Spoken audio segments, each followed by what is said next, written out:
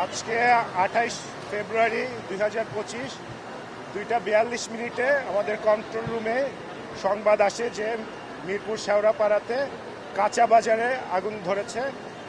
সেই সংবাদের উপরে ভিত্তি করে 2:52 তার মানে হচ্ছে মিনিট পরে আমাদের মিরপুরের 4টি ইউনিট ঘটনাস্থলে পৌঁছায় এবং আগুনের ভয়াবহতা দেখে আরও 4টি ইউনিট, টোটাল 8টি ফায়ার ইউনিট এখানে কাজ করে এবং 3:29 আমরা আগুন নিয়ন্ত্রণে সক্ষম হই।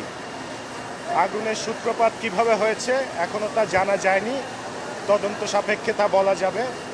বাট ঘটনাস্থল পর্যবেক্ষণ করে যেটা দেখা গেছে, শেওড়াপাড়া কাঁচা বাজারের মেনলি সবজি এবং মাছের বাজার, এখানে আগুন ধরেছে এবং এই মাছের বাজার এবং এই সবজি বাজার এগুলি বেশি, মুদি বাজার এগুলি বেশি ক্ষয়ক্ষতি হয়েছে।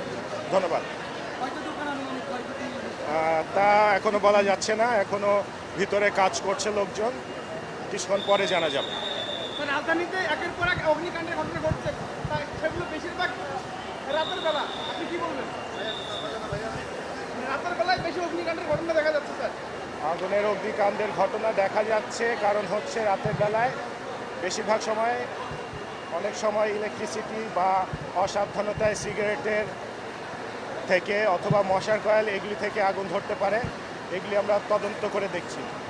ফায়ার সার্ভিসের কিন্তু আগের থেকে ইন্সপেকশন কমে গিয়েছে, যেমন আগে দেখা গেছিল যে ভবনে গিয়ে ইন্সপেকশন কমেনি, ইন্সপেকশন চলমান আছে এবং এখন যেহেতু শুকনা মৌসুম, এর জন্য আগুনের প্রকোপটা একটু বেশি। এখানে কি ধরনের সমস্যা হয়েছে আপনাদের আগুন না, এখানে কোনো সমস্যা হয়নি, যেহেতু রাতের বেলা রাস্তাঘাটও ক্লিয়ার ছিল এবং আমাদের খবর পাওয়ার 10 মিনিটের মধ্যে আমাদের গাড়ি এখানে চলে এসেছে।